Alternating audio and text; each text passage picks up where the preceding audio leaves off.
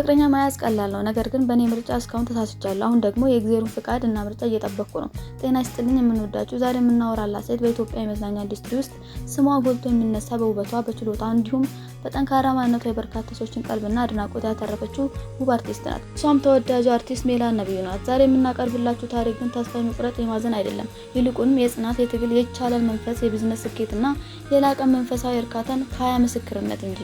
አርቲስቷ በንግድ ዓለም ያላት ስኬትና በመሃል አዲስ አበባ የምትኖረው ቅንጡ ህይወት ብሎም ያሳለፈቻቸው አወዛጋቢ የፍቅርና የትዳር ህይወትን በዚህ ቪዲዮ ልናስቃኛችሁ ወደናል። በአርቲስቷ የቅንጦት ኑሮ እየተደመመን ብዙ ስብራት ካስተናገደው ልቧ ዘልቀን ከአርቲስቷ ምክርንና ምስክርነትን እየወሰድን ከብዙ ትዳር ማፍረስ በኋላ አንዲት ሴት እንደምን ደስተኛ እና ቅንጡ የሆነ ኑሮ መምራትና መመስረት እንደምትችል እናስደምጣችሁ ነው። እናንተ ብቻ እንደተለመደው ላይክ እና ሰብስክራይብ የሚለውን ነጭ ቀይ ቀለሞችን መታ እያደረጋችሁ አብራችሁን ጥቂት ዝለቁ። እስኪ ወደ ሜላት ነብዩ ውብ ምቹና ማራኪ የቅንጦት ዓለም ገብተን ጥቂት እንቃኝ። ዛሬ ላይ ሜላት ነብዩ ስሟ ሲነሳ አብሯት የሚነሱ የሰራቻቸው ፊልሞች ብቻ አይደሉም፣ ይልቁንም በገዛ ጥረቷና ላቧ የገነባችው የቅንጦት ህይወቷ ጭምር እንጂ። በአሁኑ ወቅት ሜላት በከተማችን እጅግ ቅንጡ በሆኑ መንደሮች ውስጥ የግዙፍ መኖሪያ ቤት ባለቤት መሆን ችላለች። መኖሪያ ቤቷ ሲታይ በከፍተኛ የዲዛይን ጥራት የተሰራ ሰፊና ውብ ግቢ ያለው ለማየት እንኳን የሚማርክና መረጋጋት የሚፈጥር ከመሆኑ የተነሳ አንዲት ወጣት ሴት አርቲስት ቤት ሳይሆን የድሮ ባለ አባቶች ቤት ይመስላል። የእሷን የቅንጦት ህይወት ይበልጥ ማራኪ የሚያደርገው ደግሞ በግቢያ ውስጥ በግራና በቀኝ የተደረደሩት ዘመናዊ ውድ የሆኑ እንዲሁም ከ50 ዓመት በላይ ያስቆጠሩ ማርሲዲሶች በግቢያው ላይ በኩራት ይታያሉ። 2 ማርሲዲስ መኪናዎች እንዲሁም አንድ አዲስና ማራኪ የጄቱር መኪና ባለቤት ናት። እነዚህ መኪናዎች የሞተር ኃይላቸው ብቻ ሳይሆን ውስጣዊ ምቾታቸውና ውበታቸው ማንኛውም ተመልካች ቀልብ የሚስቡ ናቸው። በዚህ ምክንያት በአሁኑ ወቅት በሀገራችን መዝናኛ ዓለም ውስጥ ካሉት ጥቂት ባለሀብትና ስኬታማ አርቲስቶች ዝርዝር ከቀዳሚዎቹ ተርታ ትሰለፋለች። ነገር ግን የምንወዳቸው ይህ ሁሉ ሀብት፣ የቅንጦት መኖሪያ ቤቶችና ውድ መኪናዎች እንዲሁ በምኞት ወይም በአንድ ጀንበር የተገኙ አይደሉም። ከዚህ ሁሉ ስኬት በስተጀርባ ትልቅ የትግልና የታታሪነት ታሪክ አለ። ሜላት ነብዩ ለገሃር ተወልዳ ጉለሌ ያደገች ሲሆን ገና በወጣትነቷ በ15 ዓመቷ ነበር የራሷን ህይወት ራሷ ለመምራትና በራሷ ለመቆም መታገል የጀመረችው። ለቤተሰቧ ሁለተኛ ልጅ የሆነችው ሜላት ነፃነትና ራስን መቻልን ገና በለጋ እድሜዋ ነው የተለማመደችው። አንድ ቀን ፈጽሞ ባልተጠበቀና ባልታሰበ አጋጣሚ በይፋ ወደ ጥበብ ዓለም እንድትቀላቀል የሚያደርግ አጋጣሚ ተፈጠረ። እነዚህን ሁሉ ቅንጡ መኪናዎች በግቢዋ ሳታቆም በፊት ሜላት በላዳ ታክሲ እየተጓዘች ሳለ ታዋቂው ተዋናይና የማስታወቂያ ባለሙያው ሰራዊት ፍቅሬ ይመለከታታል። ላዳዋን አስቁሞ የማስታወቂያ ባለሙያ መሆኗን ትፈልግ እንደሆን ይጠይቃታል። እሷም ያላትን ፍላጎት ገልጻለት በዜኒት የፀጉር ቅባት ማስታወቂያ ላይ እንድትሰራ እድል አገኘች። ያ ማስታወቂያ የህይወቷን አቅጣጫ ሙሉ በሙሉ ቀይሮ በመቀጠልም በርካታ ማስታወቂያዎችን በመስራት እውቅናዋን እያሰፋች መጣች። በተለይም ለየት ያለ የንግግር የድምጿ ቃና ሜላትን አይረሴ ያደርጋል። ከዚያም ብዙ ሳይቆይ የፊልም ዓለሙ በር ተከፈተላትም። አዮ በተሰኘው ፊልም ላይም ለመጀመሪያ ጊዜ በትወና ብቅ አለች።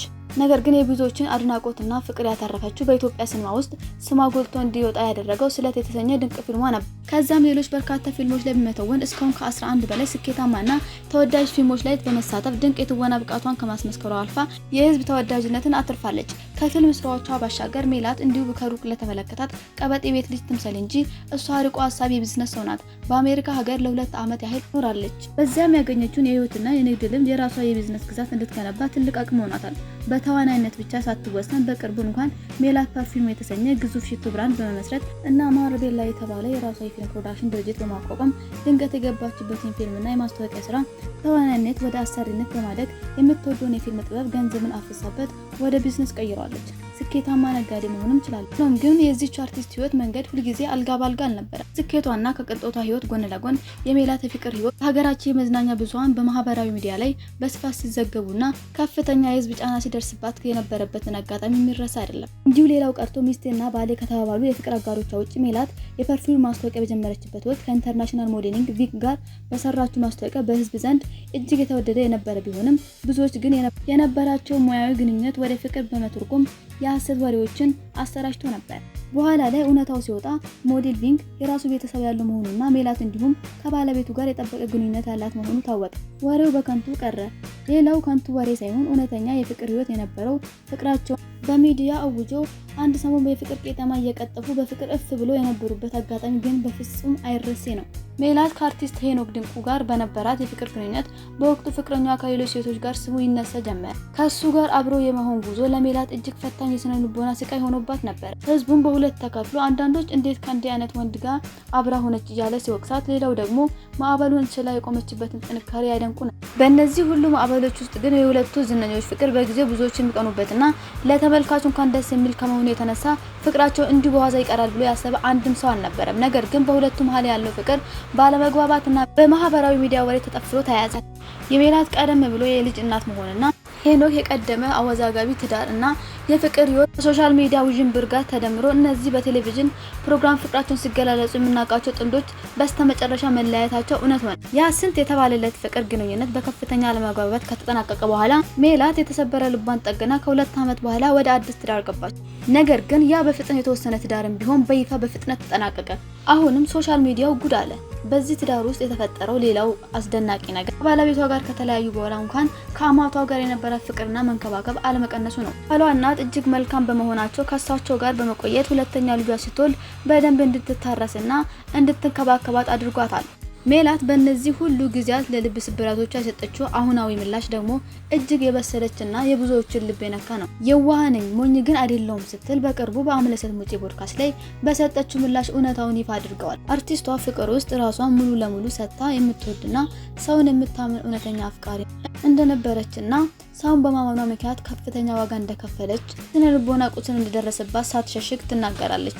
ዓለም ለፈጠራት አምላክም አልተመቸችም። ስለዚህ ሰውን እንዲወደን መጠበቅ የለብንም። መጽሐፍም እንደሚያስተምረን እግዚአብሔርን ማመን ሰውን ግን መውደድ እንጂ ማመን እንደሌለብን ተመሪያለሁ በማለት ድንቅ የህይወት ብስለቷን አሳይታለች። ባለፈው የፍቅር ህይወቷ የተጸጸተችበት ወይም የተቆጨችበት አንድም ቀን እንደሌለና ያለፈችበት ስህተትና የልብ ስብራት ለዛሬው ጠንካራ ማንነቷ መሰረት እንደሆነ ብትገልጽም ትዳርና የፍቅር አጋር አልበረከትልሽ ማለቱ ግን የራሱ የሆነ ስብራትና ሀዘን እንዳለው መቼስ የአደባባይ ምስጢር ነው። ዛሬ ላይ ሜላት ነብዩ የትላንት ህመሟንና የልብ ስብራቷን ሙሉ በሙሉ ወደ ታላቅ ስኬትና የመንፈሳዊ እርካታ ቀይረዋለች። በአሁኑ ወቅት ምንም አይነት የፍቅር ህይወት የለኝም ያለችው ያላትን አሁን ሙሉ ትኩረቷን ጊዜዋንና ፍቅሯን በሁለት ልጆቿ በስራዋና በራሷ ሰላም ላይ አድርጋ በደስታ ትኖራለች። የፍቅር ህይወቷ አሁን ላይ እንደማያሳስባት እንዲሁም በቀላል የሚገኝ ነገር እንደሆነና ከዚህ ቀደም ካሉ ህይወቷ ተምራ በራሷ ህይወት መምረጡን ትታ ነገሩን ሙሉ በሙሉ ለፈጣሪ መስጠቷንም ከሰሞኑ ተናግራለች። ግን እናትና ልጆቿን በማርያም ፍቅርና በስርዓት ማሳደግ፣ ራሷን ግዙፍ የንግድ ተቋም መመስረት፣ የቅንጡ መኖሪያ ቤቶችና የቅንጡ መኪኖች ባለቤት ሆና መንፈሳዊ እርካታ መኖር ለአንድ ወጣት እናት ቀላል አይደለም። ነገር ግን ሜላት ይህንን ሁሉ በጽናትና በፈገግታ አሳክተዋለች። አወዛጋቢ ታሪኳና የደረሰባት የስም ማጥፋት ዘመቻ ሊጥላት አልቻለም። ቁንም የበለጠ አጠንክሮ ወደ ስኬት፣ ወደ ሀብትና ወደ ሙሉ የመንፈስ ሰላም ማማ ላይ አወጣት እንጂ። እንወዳችሁ ተመልካቾቻችን፣ እናንተስ የዚህን የሴት ብርቱ የሆነችውን አርቲስት ሜላት ነብዩን የፍቅር፣ የትዳር ብሎም የቢዝነስና የቅንጦት ህይወቷን እንደምን ታዘባችሁት? በእናንተ ሀሳብ ላይ ሌሎች ሀሳብ እንዲሰጡ እንድንወያይና እንድንማማር ያደርጋልና ሀሳባችሁ ሳሳትቱ ጀባ በሉ። ታዲያው ጥንቅራችን በዚህ ቋጨን። በቀጣይ በሌላ በተሻለ ጥንቅር እስከምንገናኝ ሰላማችሁ ብዙ ይበልልኝ። ቸር ቆዩልኝ።